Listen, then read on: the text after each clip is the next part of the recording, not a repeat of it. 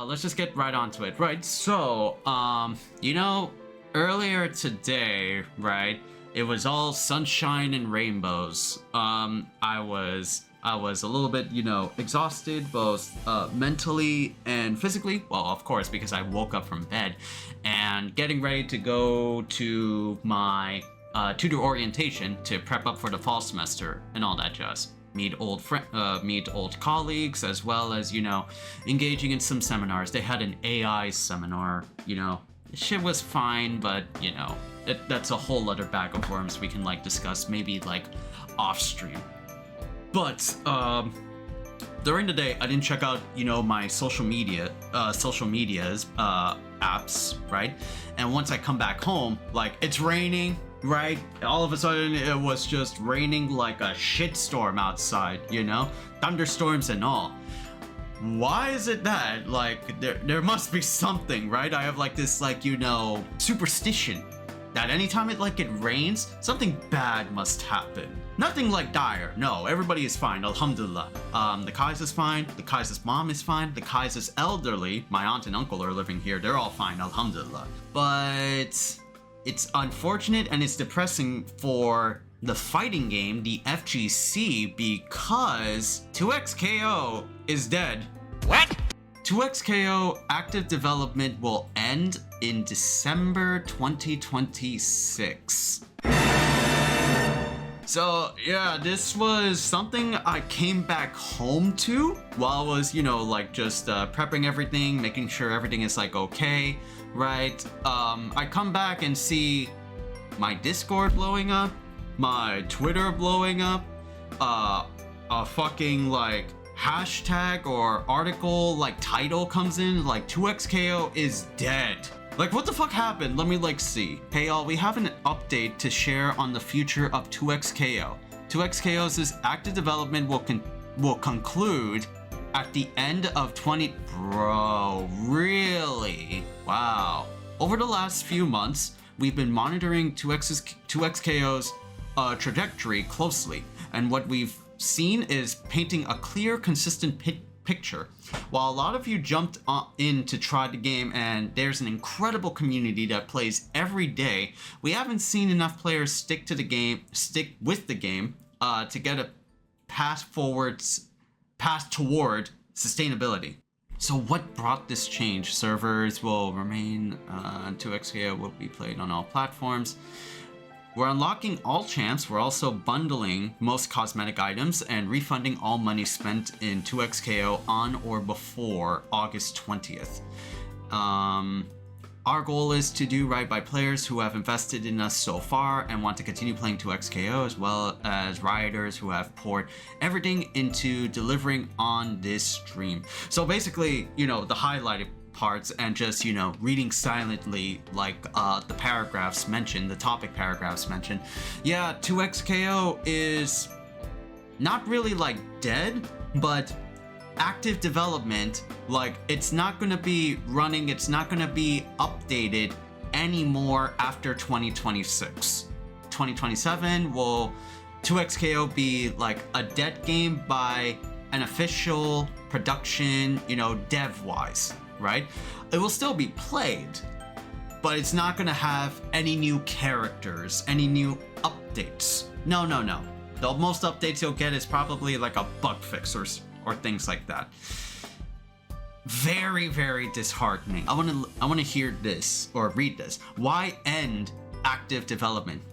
We evaluated the game's overall performance, not just revenue, but retention, new players, and engagement through 2026.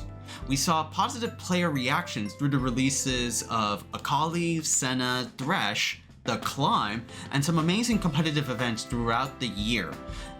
Even in these highlight moments, however, we saw no meaningful sustained change in 2XKO's trajectory.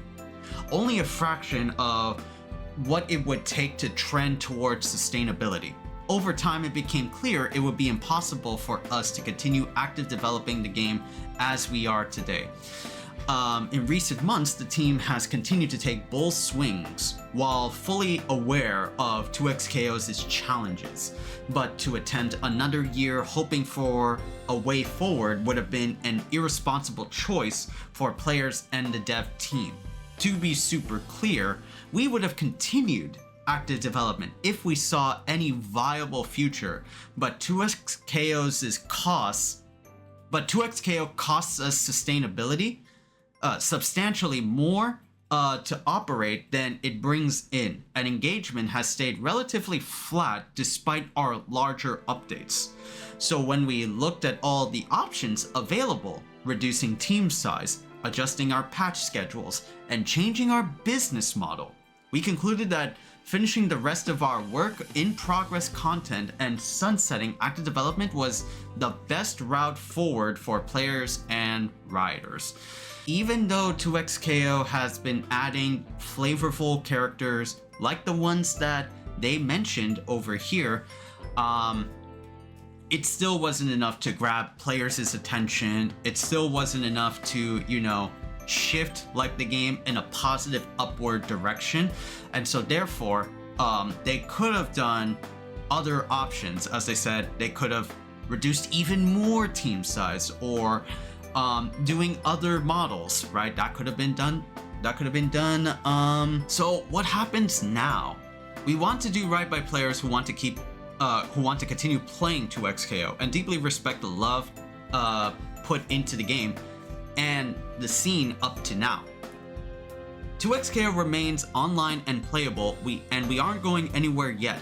We still got more content to show you, right? 2026 preview, August 20th. Disabling KO points purchases, that must be, their unique KO animations, if I recall correctly. They are going to be, for PC players, if you bought any skins or anything like that, cosmetics, KO points, or things like that, they're all going to be refunded to 2XKO players. So that's kind of nice. That's very respectful and honorable from the 2XKO devs. Honor, quote unquote, but it's like you're refunding, right? So it is honorable. From September 8 onwards, patch 1.3.1, as promised by the devs, Lux will still be, coming. She will still be launching, right? The Lady of Luminosity. Lux is a Shoto-inspired character with a simple kit. There will be cosmetic content for $40. It will be an all-in-one package. We're making items available for credits, which is their in-game currency. Disabling ranked mode, so it's only going to be casuals only. Most gameplay for all players. All champions will be unlocked for all players. We'll be updating voice chat. And then launching in October will be Samira, the Desert Rose. Damn, this is when I'll come back to 2XKO with Samira. That's going to be my girl, but damn, bro. Samira is a bounty hunter who fights with bombastic flares, switching between her sword and dual pistols for maximum style. Dante. Dante. We'll also update the 2XKO Ultimate Bundle to include all remaining skins and cosmetics. This will be the final major content patch for the game. More information. Optional. This patch will be focused on bug fixes and won't introduce major new content. Competitive series. Competitive series will be unchanged through 2026, Beyond 2026, TOs can continue to run events featuring 2XKO using the competitive competition guidelines, offline or offline. So more Tampa Never Sleeps or, Paragon FGC type of series. And a simple thank you. Yeah. Officially sunsetting. Well, officially with air quotes, because the game will still be played, right? A game as I mentioned before, a game is not really dead, in the waters. No, it's not really dead. The only thing that makes it officially dead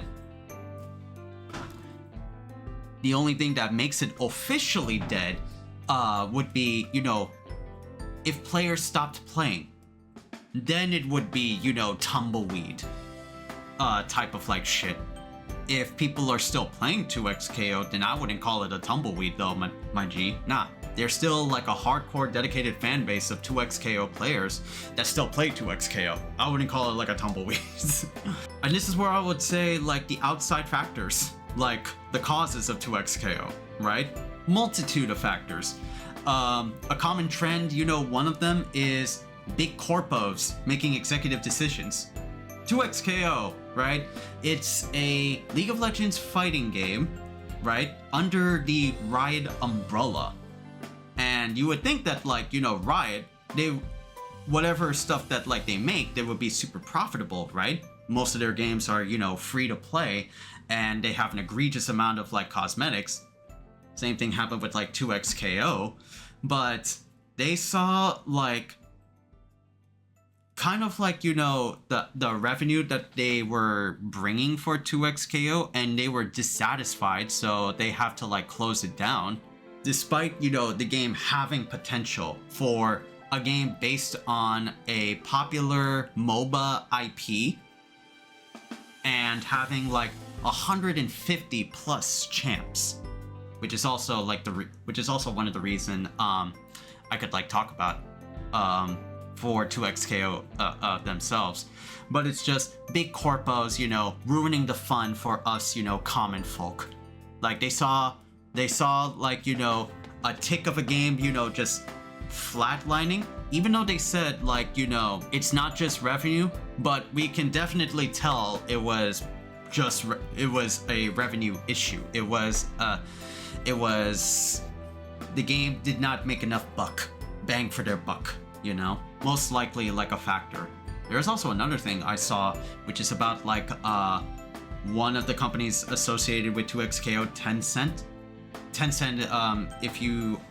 I'm not familiar with it, but I don't know, I haven't played any of like their games, right? But Tencent is also to blame over here, right? Because they wanted to kill the game, and that's part of the reason why they had like that half of their development staff laid off, is because of like Tencent. They were trying to like actively like kill the game, you know. That's what I've been like hearing. We're seeing like a trend of big corpo AAA publishers or developers, tomato, but 2XKO has like, you know, in-house developers, right? But for companies like, you know, Tencent or Riot that make like billions of dollars acting as like, you know, CEOs, yeah, we're seeing like a trend. Riot, Tencent, Sony, Bamco, they're just like the scummiest of entities that want to like, you know, quick bang for your buck, and will lay off or demolish the dreams and hopes and aspirations of people who work at these like studios, you know. Only sticking to either League or Valorant, which is, yeah, they're only butchering, you know, the games that don't make enough bang for their buck, and only keeping the ones that are majorly like popular. I hate League of Legends. I hate Valorant, but all of my homies do. Corpos are one of the reasons why like they had to axe 2XKO. But there's also the other like topic of discussion, which is 2XKO, right, themselves, right? To make like a history lecture, out of like 2XKO. 2XKO started off as a 1v1 fighter by Tom and Tony Cannon brothers, not with the League of Legends IP, but it was called Rising Thunder. It was just duking, like robots duking it out with each other, not like, you know, those toys you would see back in like in the 90s or some shit, but actual like robots duking it out. And then that idea like or was bought up by Tencent, some shit. But then the developers of Rising Thunder later like changed Rising Thunder to be a League of Legends fighting game, which was originally called Project L, right? Aptly enough, the Project L is like coming back to creep on us. Holy shit.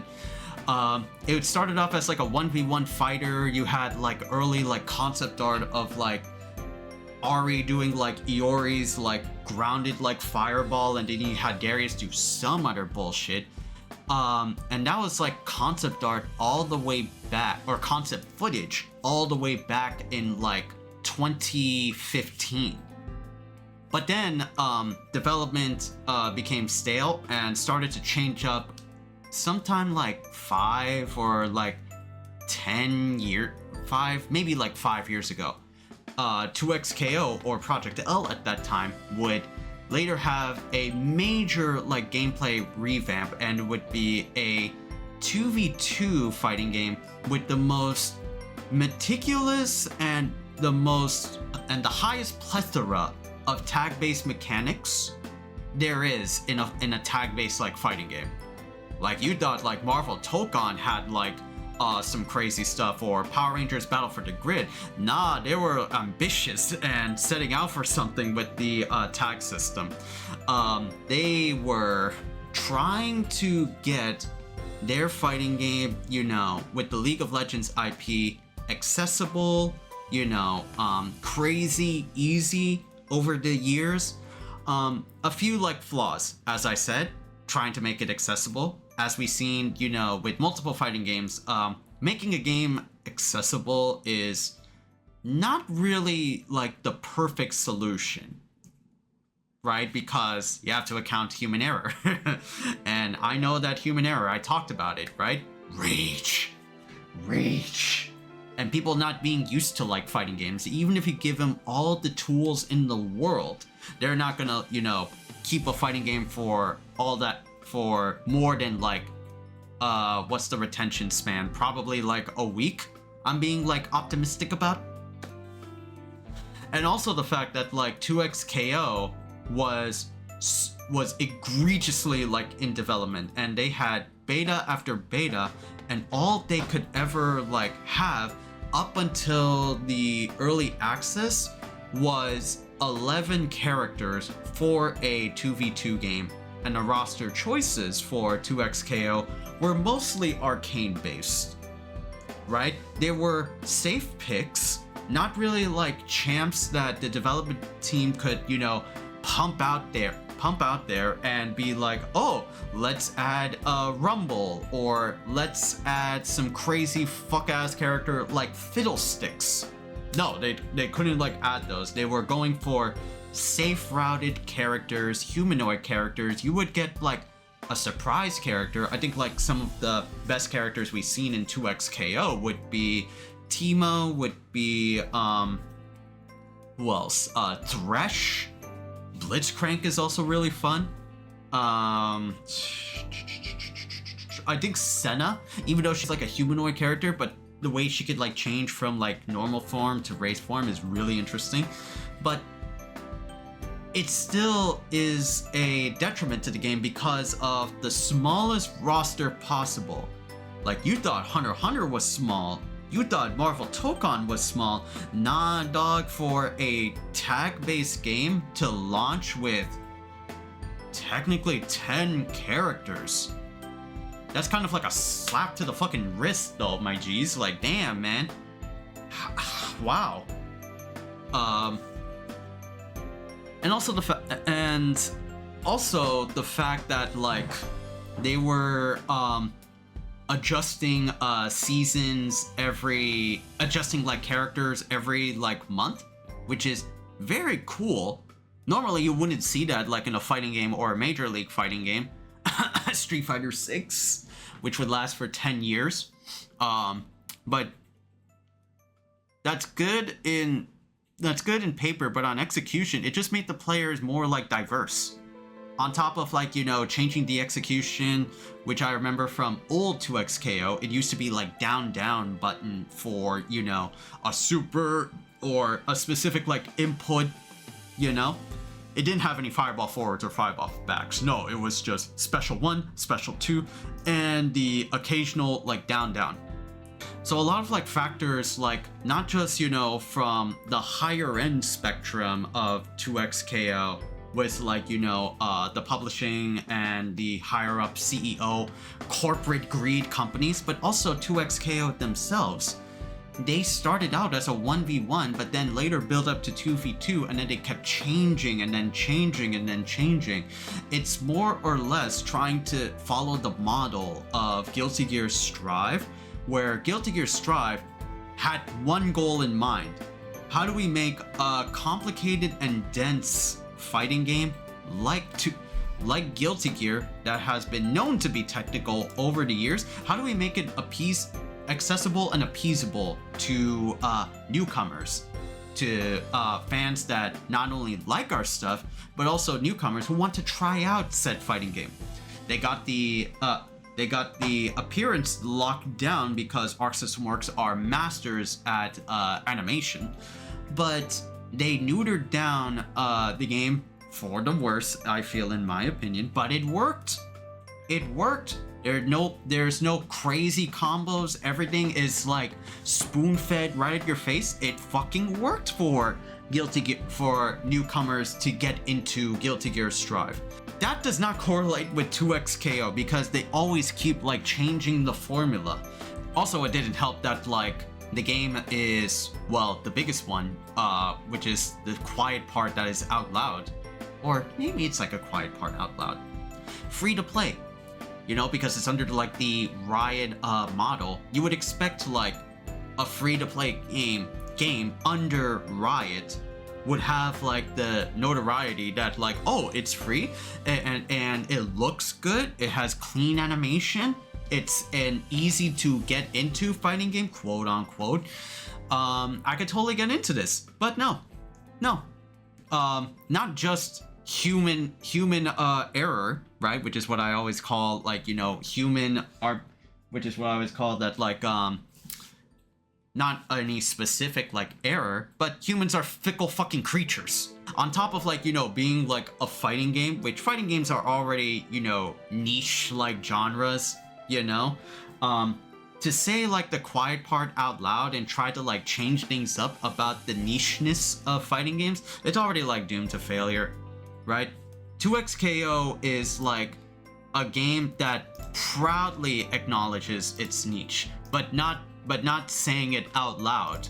2XKO is made for fighting game players by fighting game players, but it lacked the casual incentive for it, right? No single player only mode. It was a free-to-play game. You get to lab, you get to do trials, but no one's really hyped up for like labbing or trials unless you're a lab goblin like myself. No. Players or humans need more stimulation rather than just like going online or playing. It's definitely fits the hardcore fighting game players vibe. A fighting game casual vibe, but not a casual. They need, you know, an incentive. They need some applesauce in their fucking food, right, to get them going, right? Which is, they could be like an expensive story mode or things like that, but that's not gonna help. That is definitely not gonna help. Once again, it's unfortunate because I wanted to see more potential for 2XKO. I wanted, like, you know, reasons to come back to 2XKO. Even though I don't play it often, right? I will be honest and oust myself. I haven't played 2XKO probably since the betas. And that was like 2 fucking years ago, right? It was cool when it had like that sauce and everybody was discovering 2XKO with its, you know, limited beta characters, albeit of course it's a beta, right? So you don't get all of the characters, but I had fun at that time and I just like stopped playing, you know, because of IRL reasons. I couldn't, you know, play anytime like I wanted to, but I had fun myself playing it whenever I did. Even if some of like the character like trials, like, you know, made me rip my hair off, you know, it was fun. It is fun. I'm not saying like, you know, I'm trying to like LARP, which is the new common word nowadays, right? People be LARPing out here. No, I actually did my homework and played 2XKO. Not as much recently because there's so many other fighting games and just IRL life coming into my ass. I definitely enjoyed 2XKO, and I was going to enjoy more with more characters, more updates, you know? But this news happened and now it's like being sunsetted. I finally got like a character that I would like to try out and play, which is fucking Samira, the Devil May Cry Dante character, and I was gonna like plan myself to like, oh, let's go to 2XKO ranked and let's play some matches. I would have like 2XKOs potentially Fridays, you know? I was, you know, having those bucket list ideas, even though it's like a bucket list, but I would have those ideas and I want to bring those ideas fleshed out. Now it's not gonna happen, right? Because, yeah, all of those factors that we said, all of those factors, and it's unfortunate to see 2XKO. Now you're just triggering me. Now you're just triggering me, really pissing me off. Really pissing me off with those types of like questions. You think this is funny? But you forget I'm a mobile player, and that's exactly why. This straight, you think that killing those guys is funny? I do. But yeah, like, it's disheartening. Not just, you know, my potential like comeback for 2XKO, but because, you know, all those devs will be out of like a job from 2XKO. Now they'll have to like scour over for other like jobs or gigs, or even like make their own fighting game. I wish they do. I hope they're properly compensated for their work. It's fucking upsetting that like a game like 2XKO, very ambitious, had some stuff that was like, not like but it had like potential to be like, you know, a rival in the tag fighter ensemble, right? And now we're seeing like a lot of stuff, and now we're seeing, you know, the game being sunsetted and chop that off from the tag fighter ensemble. And yeah, once again, could be behind the scenes, man. Corporate greed is a bitch. Again, we are seeing the trend of higher execs calling the shots, especially for video games, especially for fighting games. And I think those are the best decisions in the world because they know what's best for us consumers. No, gotta remember that these are CEOs looking down on us like potential investments, and they don't care about a game's like longevity or potential. If they see game stock go down, then game will be shut down. Unfortunate. Another game with a stain, right? Another game with a stain, right? And we're seeing like a lot of fighting games with a stain on their shirt. What a world we live in for video games, man. What a world we live in. Maybe like I could hope for a miracle or something like that for 2XKO. Maybe a very small miraculous resurrection of 2XKO. They clawed their way back from this, you know, ending of active development, this sunsetting of potentially new characters. Nah. Because at the other side, I'm like a pragmatist. I don't see it like coming back. And all we could do is just, you know, play maybe like 2XKO, play it the way it is, keep hyping it up until October, and then we'll play like other games.